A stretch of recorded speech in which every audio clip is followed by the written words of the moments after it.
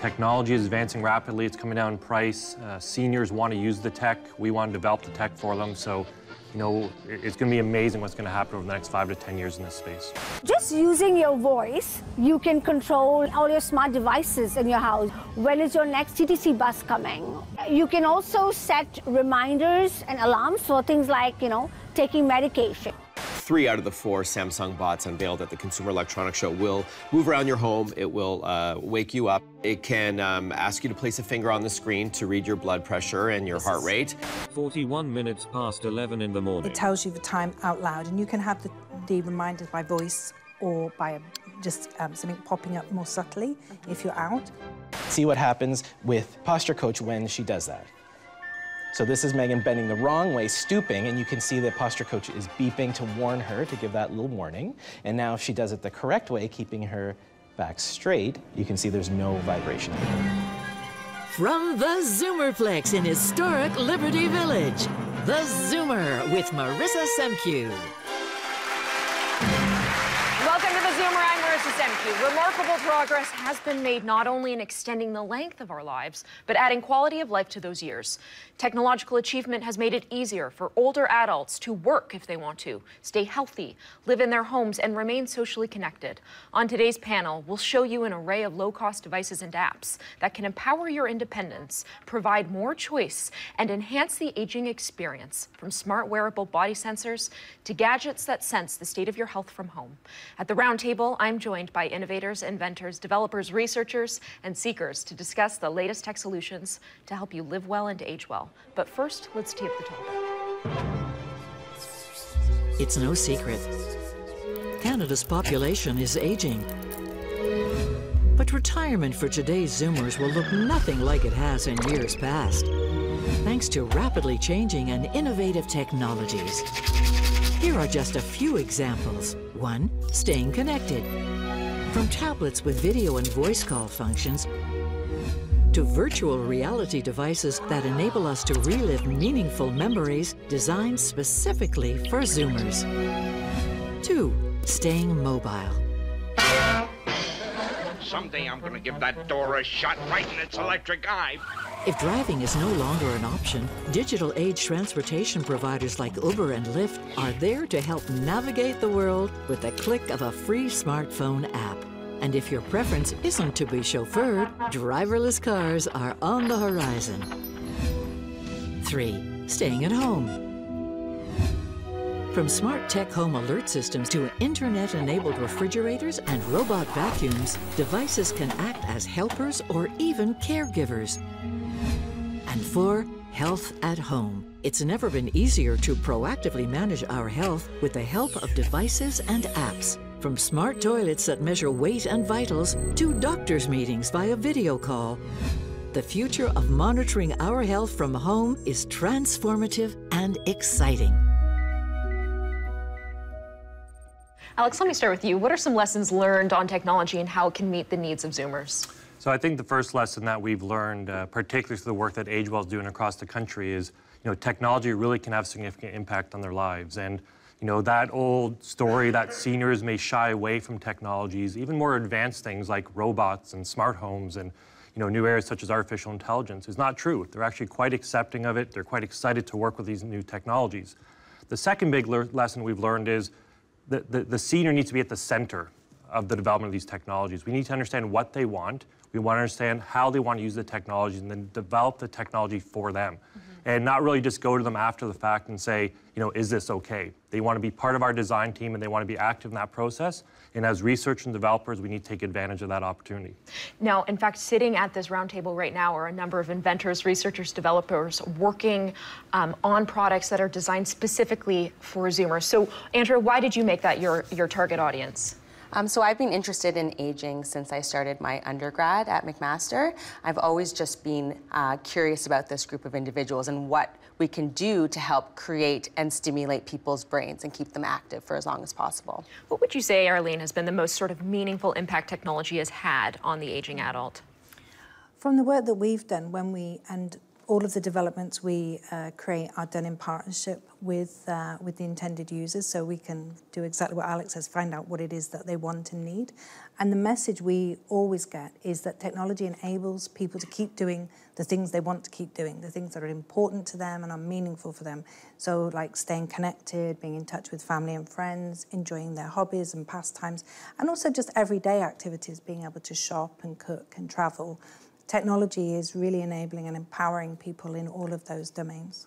Mark, you know well that the number of Zoomers online is increasing, though there may still be a little bit of a fear for whatever reason that exists. How do you remove that among Zoomers? What has been your experience? Technology needs to be intuitive. And I don't think Zoomers want to wrestle with technology. So thanks to things like artificial intelligence and voice interaction, these devices are becoming a lot easier to use, almost like talking to a human person and hearing a human-like voice in return. So long as those barriers of entry are reduced, and I think the comfort level will come over time, such as shopping online. There was a lot of reservations about that, but once you make a small little purchase and you see everything worked out well, you may be more inclined to dive in a little bit deeper. Are there any challenge areas, I'll put this to the table, are there any challenge areas that technology hasn't yet addressed that we could see in the future? Yeah, actually, it's amazing that you don't actually see a lot of work happening in the area of just having fun.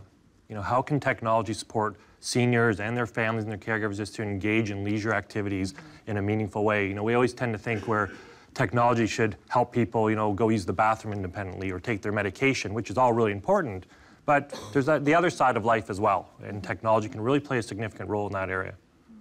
I think there are also areas where the things that we still find difficult in life to do with, say, dealing with death and relationships and personal needs, sexual needs, things to do with continence, which all the things that are embarrassing and difficult to talk about. There's no reason that technology couldn't also be helping people, whether it's through connecting or just finding a place to talk about and get resources.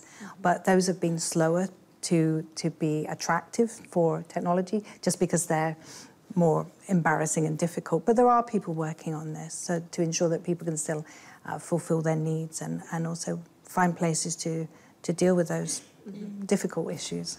I would add that, you know, the physical challenges with some of the things that you mentioned that are more embarrassing, bathing, toileting, these sorts of things are still very much done by hand by caregivers. And there's thinking about ways that we can help those caregivers do those tasks that often require a lot of physical strength, physical ability. As we're thinking about older adults, caring for other older adults, you know, those become more important. All right, well, when we come back, a solution to relieve pain that doesn't involve surgery or drugs. That's next.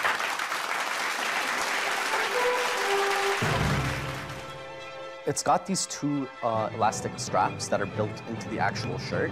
His ears, shoulders, hips, knees, and ankles are pretty much in line. So if you're gonna be, slouching for, let's say, 4 hours a day or 5 hours a day, you might wanna have the straps on for 5 hours to retract, right?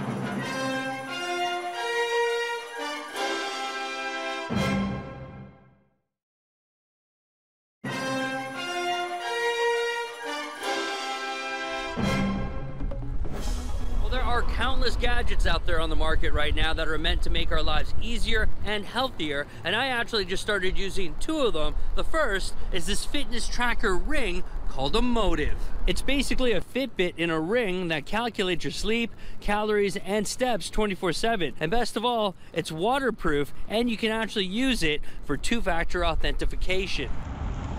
My other new favorite fitness gadget is this water bottle. It's called the Hydrate Spark 2.0, which also comes with an app that constantly reminds me to stay hydrated by drinking from it with text messages. And if that doesn't get your attention, it also glows.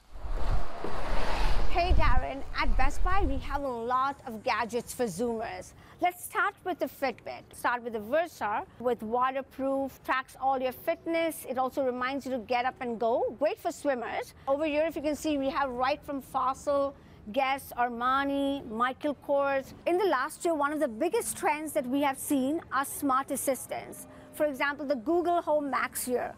Hey Google, play classical FM. Streaming classical FM from TuneIn on the Googleplex. So just using your voice, you can control all your smart devices in your house. When is your next TTC bus coming? You can also set reminders and alarms for things like, taking medication. Or you want to add things to your grocery list so you don't forget them later. Remember when making your purchase to verify that you're buying the latest version. You don't want something that will soon be obsolete. And make sure that it's compatible with your home computer and smartphone. Speaking of which, apparently, I'm dehydrated again. In Toronto, I'm Darren Maharaj for theZoomer.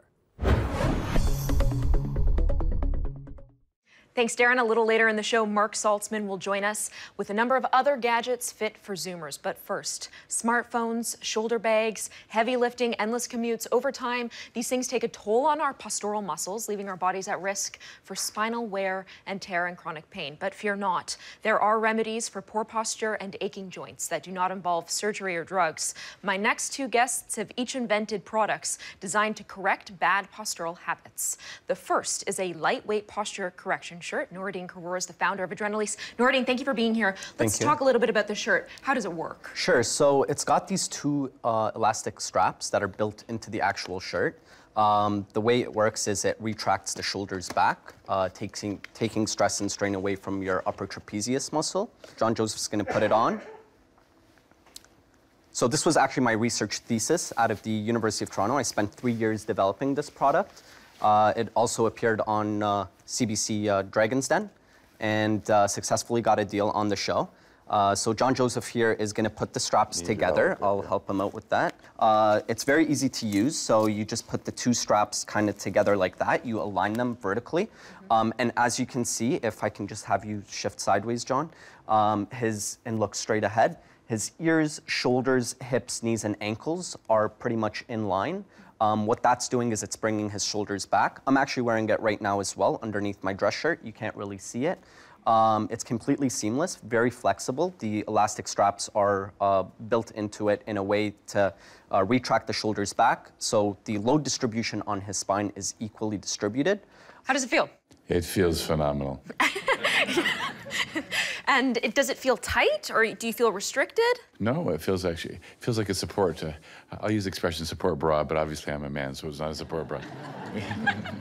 And how long should someone wear this for? Yeah, so it's on and off. We're following the what's known as the McKenzie protocol.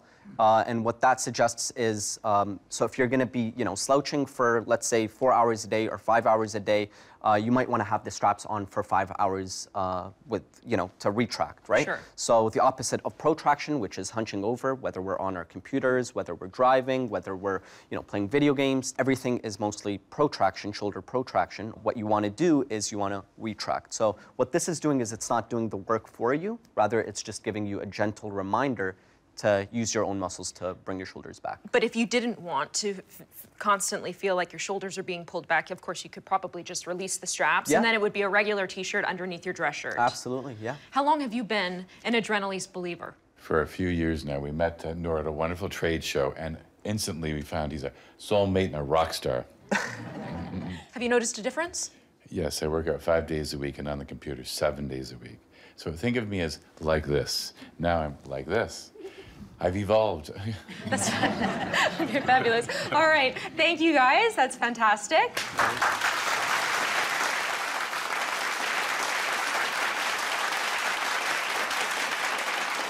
Now, Tilak, your product is called the Posture Coach, and it differs from the Posture Shirt insofar as the target audience isn't actually the Zoomer, but rather the caregiver. Tell us about it. That's right. Caregivers, when they're providing care in the home, it can be really challenging for back pain specifically, having back injuries. So we've developed a device that helps people move more safely. They get a little nudge to make sure they're bending in a safe way when they're wearing this device. So we can put it on Megan here and we'll show you how it works. There are millions of Canadians who are caregivers, paid or unpaid, helping loved ones or friends, and don't realize that they're putting themselves at risk for injury when they help them out. That's right. When you're talking about bathing and toileting activities, there's a lot of this kind of stooping type things that we have to do, getting someone on and off a toilet, getting in and out of a bathtub.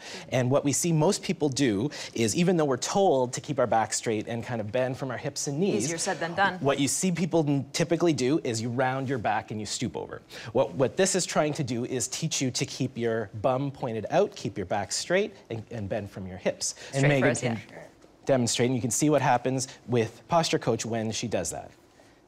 So this is Megan bending the wrong way, stooping, and you can see that Posture Coach is beeping to warn her, to give that little warning. And now if she does it the correct way, keeping her back straight, you can see there's no vibration. So the idea is that that feedback over time will help her to shift her behavior to a safer way of moving, and then we can stop wearing it. We've now shown over some testing that wearing this for a couple of days even changes the way you move. You shift your patterns of movement, and then you don't even have to wear it anymore. How does it feel? Feels very comfortable. Yeah, you could wear it even under your clothing. And you could picture yourself wearing this as a caregiver? Yeah, for sure. Now, how long did it take you to develop this? So this device has been under development for about 3 years. This is actually the third version, and we still need a little bit more testing to make sure it works well for the caregiver.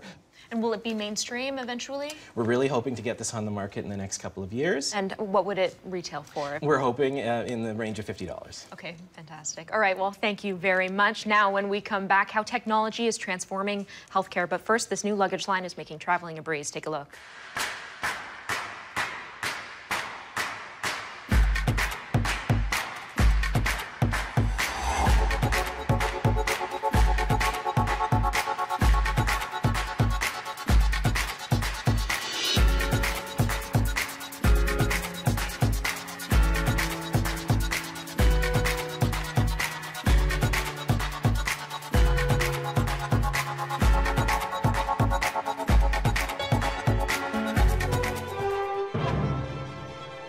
Casper was designed really to provide assistance to older adults who may be starting to suffer from some type of cognitive impairment or memory issues. And what you see is happening here is it's helping the older adult through a common activity of daily living, such as preparing a meal, or perhaps going to wash their hands, or maybe even some more complex like getting dressed eventually.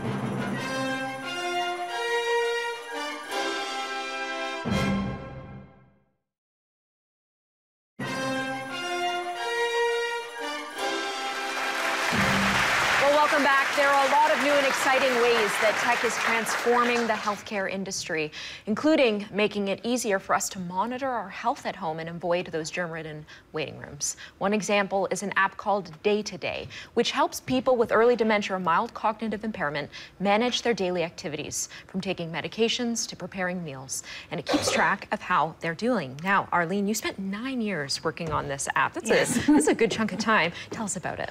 Okay, so at the moment, initially it's offered to people when they've received their diagnosis of dementia. So we're working with memory services, and we will sit down with them and personalise it. So it's set up to their name, and they can. And the first thing they can do is choose reminders that they would like. So, for instance, here you can set in your reminders, and you put them in, and you say, you know, what you want to do, whether it's to take the dog for a walk every day, meet my friend, take my medication, go to an appointment. And so you set them up, and then they are Can you speak to the, would you just speak to the phone? No, you can just select it. Okay. It's a very simple interface for selecting the things and typing, minimum typing and so on. It's very much done on touching. Mm-hmm. So if you do that, and then... now these reminders, will they automatically prompt you throughout the day? Yes, and it has sound as well. So for instance, the clock it speaks the time. Sorry, I've got the sound off because this one. 41 minutes past 11 in the morning. It tells you the time out loud, and you can have the reminders by voice or by just something popping up more subtly if you're out. But the other things that you can do, and we ask people to do this every day, is to keep track of what they're doing. So there are cognitive activities that they do every day, and they are able to look on a graph at the end of each week to see how their performance is. And then similarly their mood, which again they can rate how they're feeling, how happy, how tired, sad, etc. And and then with food too. Now, these monitoring devices require the collection of personal data, and some older adults may fear that that collection of personal data might be an invasion of privacy. What would you say to someone who has that concern? Well, I mean, first of all, it is a valid concern because we know there have been cases of data collected from apps being, sold and used in ways that weren't intended. What we do, although this is being offered to people at the moment through memory services, it's up to the individual if they want to share their data with anybody, or if they just want it for themselves. Or a caregiver. Yeah, if they feel the benefit for the doctor or the memory team to see how they're doing, then they can give them access. Now, Andrea, you've created something specifically for people suffering from cognitive impairment, living in long-term care homes. Yes. How does that work? So what I did when I was working at the University of Toronto with a company called Ambient Activity, we created something called Abby. It's a wall-mounted tool that exists in the hallways of long-term care. There's a cat that you can pet, a wheel that you can turn, there's a television knob, a TV knob. And the idea is that when someone approaches this unit, it presents content that's personalized and meaningful to that person. So when they turn the radio knob, it'll play their favorite music. If they turn the TV knob, it'll play their favorite movies, their favorite television shows. It also has the capacity to show family photographs. And so when we think about the technology in the context of healthy aging, a lot of healthy older adults are caregivers to loved ones that have dementia that live in long-term care. And this can be used as a tool to help facilitate conversation and meaningful interactions between individuals. And what have been some of the results that you've noticed? Some of the research that I did at the University of Toronto, we saw that using Abby actually led to a reduction in agitation and aggression, and also improves quality of life in people with dementia that are living in long-term care. And so there also comes with this technology a peace of mind for the caregiver that their loved one is being stimulated and has access to this meaningful content. Now, Alex, for Zoomers that want to age at home, in the very near future, they could have their own affordable mobile intelligent robots designed specifically to help them age in place, to stay healthy, to stay independent. Casper is one example of this. Why don't you talk to us about that? So Casper is one example of actually several different robots are currently being developed in the AgeWell network across Canada.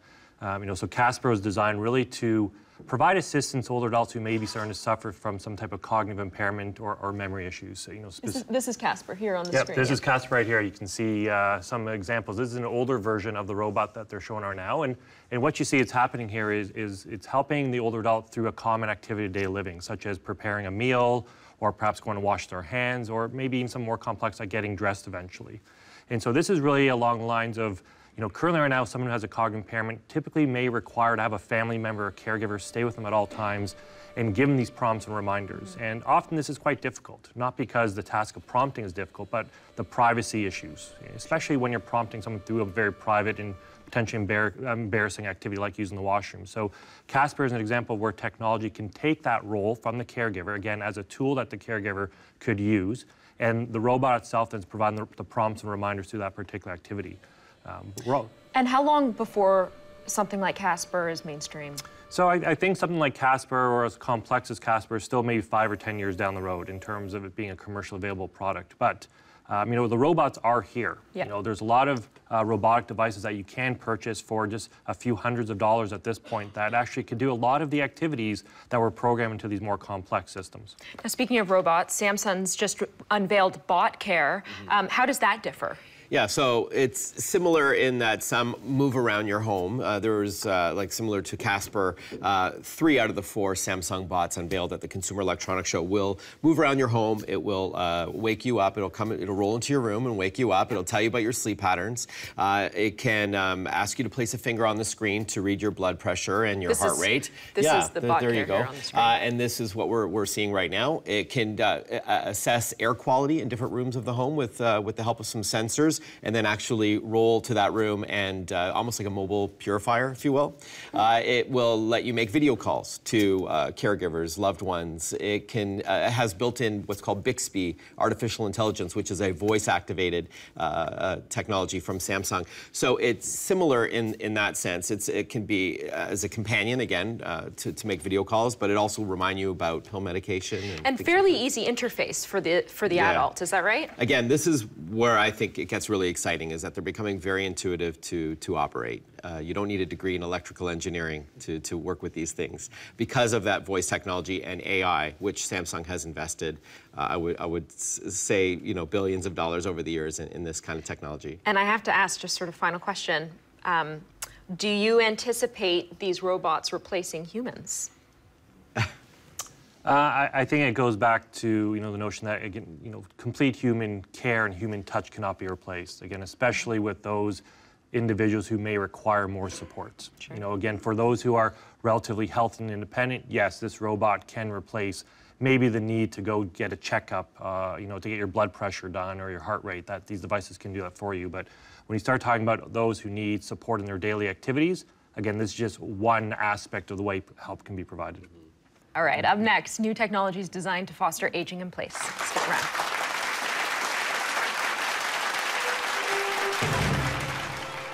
The Apple Watch. So it will detect, with the built-in sensors in the watch, a hard fall, and it will ask you, are you okay, through the watch. And if you do not respond, it could send a notification to caregivers or to emergency services. So it's pretty impressive that it can do this now, and that is just with the new Series 4 watch. It's not available in the previous 3 generations.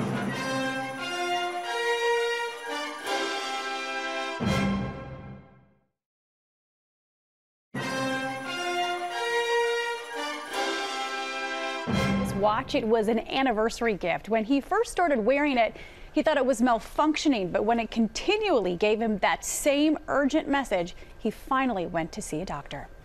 I mean, I'm 46 years old, in pretty good health, work out 2-3 nights a week. So I'm not an Ironman triathlete by any means, but I try to stay in decent health and stay active.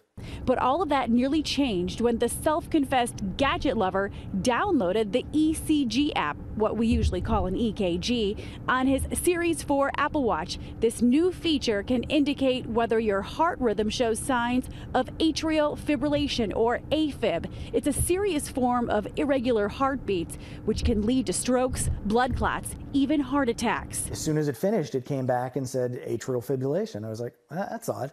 And so I figured, okay, it's just a glitch. I tried it on my left wrist on top, AFib.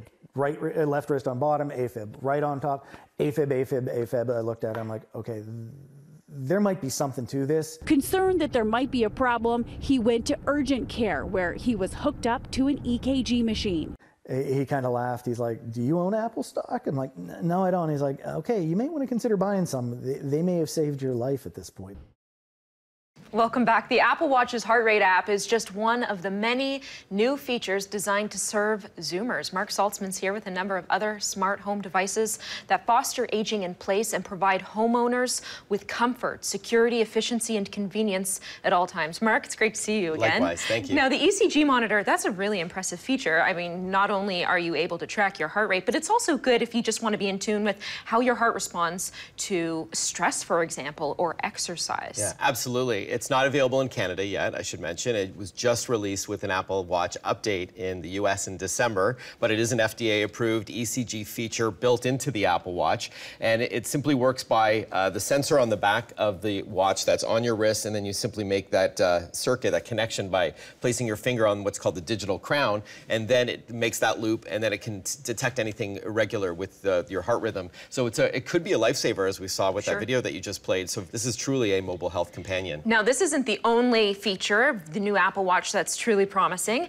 It also has the ability to notice if someone falls. That's right. So fall detection is available now in Canada. So it will detect, with the built-in sensors in the watch, a hard fall, and it will ask you, are you okay, through the watch. And if you do not respond, it could send a notification to caregivers or to emergency services. So it's pretty impressive that it can do this now. And that is just with the new Series 4 watch. It's not available in the previous 3 generations of Apple Watch. But as you can see, healthcare is a huge priority for Apple going forward. So it's great that it's just right on your wrist and relatively affordable. Definitely. Yeah. Okay, moving on. We've got the Amazon, is this the Echo Show? Yeah, that's correct. So I think a lot of your viewers know about smart speakers, whether it's from Amazon or from Google. And now they're adding a screen and a camera to that technology in the home. So this is a smart device that has built-in artificial intelligence that lets you ask questions or give a command, but now showing you information on top. So yes, of course, you can ask for weather, you can ask for news and sports and all that, directions, but now you can ask for video. So for example, you can say, Alexa, show me a YouTube video on how to make eggs Benedict. So it's going to wait for it's going to show you what is available. It may just launch it right away, or you can choose. So I think it's just a great little companion to have in the home. You can make free video calls to people as well using this technology. And really just makes, you know, for the average Zoomer who's living at home, who wants to age at home, just makes their life just that much more convenient, just easier. Yep. Oh, here we go. And here's our video. So yeah, exactly. And imagine just like at your, I was going to say at your fingertips, but you don't even need to touch it. You just use your voice, and it becomes almost like talking to a friend. Yeah. All right. Now the next one I think is really fascinating. It's the Ring Door View Cam. Right. Also from Amazon, they purchased this company. A Ring Video Doorbell is, as the name suggests, it lets you know who's approaching your front step or your back door, even before they press the button. And whether you're at home or not, you will see who is there, and you can have a two-way conversation with them. They can't see you, but you can see who's at your doorstep, whether it's a courier or a friend or a neighbor, and have a two-way conversation with them through your mobile device, like an app or a tablet. Yep. And it gives you that peace of mind knowing that even if you're not at home, the people who are coming to your door don't know that. They think you're inside because they're having, in their mind, a two-way audio conversation. Yeah. It also saves that video should you need it, should there someone, heaven forbid, steal a package or try to break in, you've got video evidence of something. It's all about safety and security. Yeah, I know cameras. over the Action Fact, over the holiday season, I had a package stolen from my doorstep. Now, I didn't have the Ring Door View Cam, so I couldn't catch the person, but it would be, it could be used for that purpose absolutely. as well. And on that note, there's also cameras, of course, for inside of your home. This is from D-Link. This was unveiled at the recent Consumer Electronics Show. So this is, if you want to call it a nanny cam or just an indoor video camera that lets you keep a virtual eye on your home, your pets, your family, whether you're there or not. From inside your home, you can monitor. Yeah, that's right. So whether you're home or not, this is a camera that you would place somewhere, it joins your Wi-Fi. But what I like about this one in particular is that, so not only can you see that footage on a phone or a tablet, wherever in the world you may be, also great for snowbirds and things like that, but I like that it has what's called built-in Zigbee support. It's a platform that talks to other devices. So let me just paint a scenario for you. This is a window sensor and a door sensor. Let's say it's triggered by someone trying to break into your home. It will send a notification to a smart plug like this that might be plugged into a light fixture and turns on the lights because it detects a sensor was triggered, and then it starts recording on the camera. And then it all pushes to your phone or your tablet. It sounds complicated, but it's all automated, and it lets you see it all anywhere in the world. And you've got that, again, that video evidence. But one device talks to the other, and this is a water sensor that detects if there's moisture in, say, your basement, and it'll alarm you of that before any major damage can take place, even if you're not at home.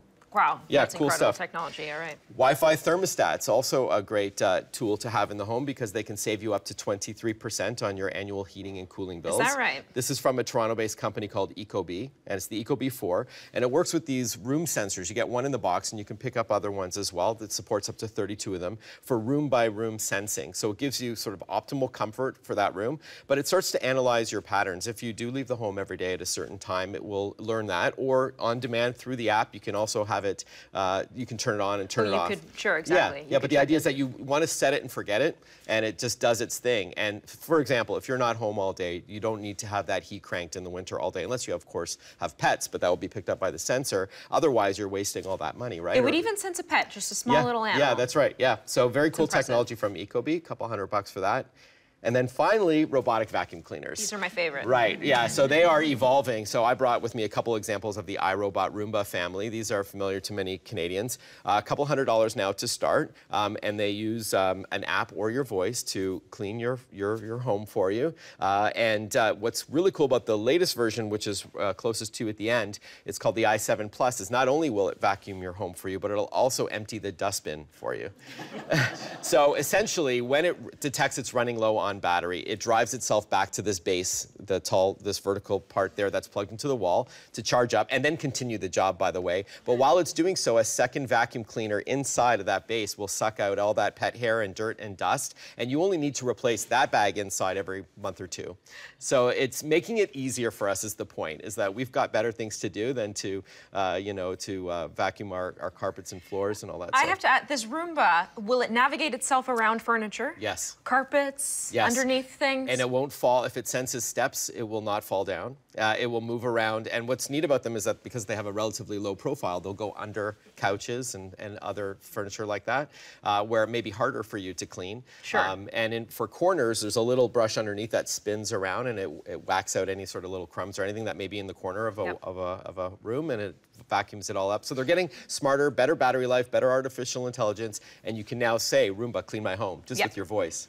Really? Yeah. You can now. Google and Amazon support. All of these things are just designed to make our lives easier and help us age in place. Now, on that note, Mark, thank you. Sure. There's more after the break. Stick around. Telemedicine has come a long way in a very short period of time. You can now contact a doctor and do, somewhat a complete assessment just through your smartphone or your tablet. It's much easier for me to log onto the app, do a video consultation, and know that we don't have to bring our child or ourselves into the clinic.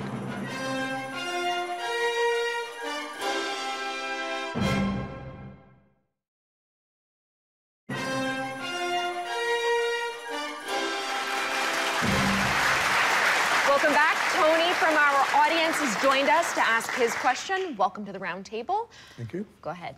Hi, yes, I'm Tony. My question is about telemedicine. Any advances, concerns in that area? So specifically, if you're having a doctor's visit over Skype, for example. Right. Yeah, telemedicine has come a long way in a very short period of time. You can now contact a doctor and do, somewhat a complete assessment just through your smartphone or your tablet. There's a lot more companies that are out there with new apps and devices that allow you to do that. Right. But obviously, there's still some limitations to it. You can't obviously have that touch and feel aspect that may be required on physical examination. Right. I'm just going to say, how mainstream is this, and when will it become more popular? It's becoming very mainstream, actually. Even myself and my family, we actually have an account with a private company that delivers this, and we use it quite often. With small children that, with the sniffles and coughs coming on throughout the winter, it's much easier for me to log onto the app, do a video consultation, and know that we don't have to bring our child or ourselves into the clinic. Yeah. Okay. Yeah, thanks very much. Thanks, Tony.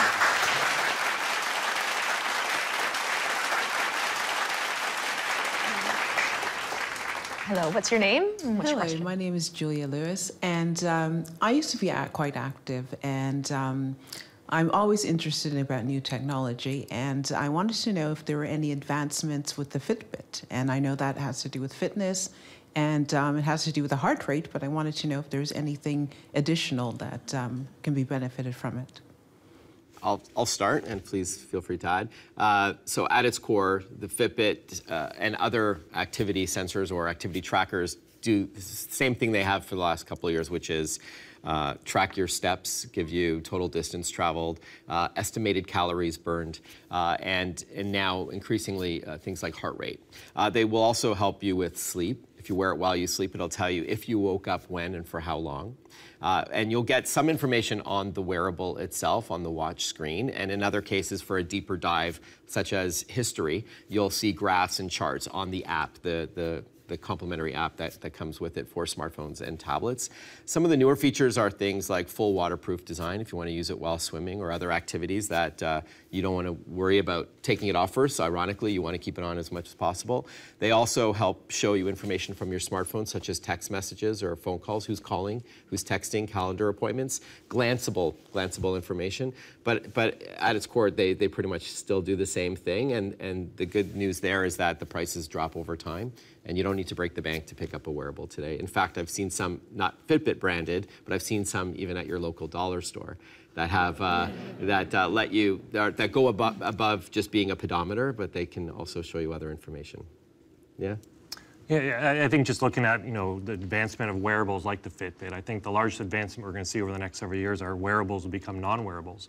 there's some amazing research happening across Canada right now in the AgeWell network that are developing sensors that can actually collect this type of information without anything being worn on the person. And when we talk to a lot of people who use it, whether they're seniors or not, they always talk about, well, I lose the charger, I forget to wear the device, and obviously those things happen.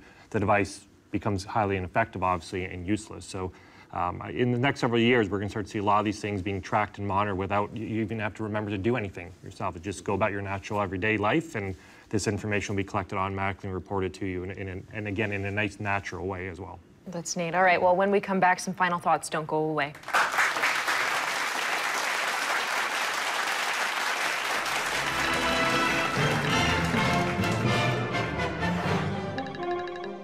On Facebook, Claire writes, I love my new smartwatch. It calculates my steps, heart rate. It even has reminders to get up and move.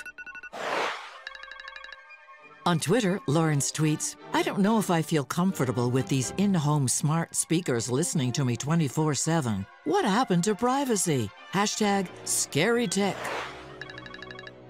On Facebook, Frank says, at first I was a little hesitant to embrace some of these new smart home gadgets, but now I can't remember what it was like doing my day-to-day tasks without them.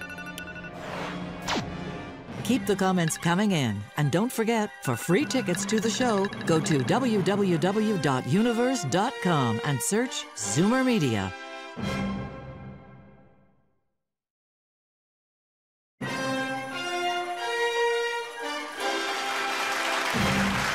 Welcome back to the Zoomer. It's time for final thoughts. We'll start to my left. I think we're at a unique moment of time. Technology is advancing rapidly. It's coming down in price. Seniors want to use the tech. We want to develop the tech for them. So, it's going to be amazing what's going to happen over the next 5 to 10 years in this space. Yep, I agree. I'm really excited to see how this technology can make us happier and healthier. The interesting thing for me is thinking about designing technology specifically for various different types of populations and thinking about the limitations that exist within a specific group of people and tailoring the technology for them to maximize usage and functionality. I think when it comes down to design of new products and gadgets for these people, I think we need to make it as easy as possible for them to use. And integrate it into their lifestyle and try to not change their lifestyle rather than integrate it into their lifestyle. So, yeah. Yeah, we've seen a lot of examples of technologies this hour that can help a senior age in place. And I think that it's pretty exciting when you combine artificial intelligence and other kinds of automation, like robotics and even autonomous vehicles, which we didn't touch on today, just to really help you in and outside of the home. And I think it's going to become a lot more affordable, a lot more intuitive. And I think this is going to be a real game changer for Zoomers. I think one of the things, and your point about how many things we've already looked at today, is that there is already amazing stuff available. It's in the stores, it's available to order. And I think where we really need to match that is making people aware of what's available, because there's so many things that they could already be taking advantage of. Definitely. All right. Well, a huge thank you to all of my panelists and to our audience, as always. That's all the time we have. We'll see you next time. For now, it's time to Zoom.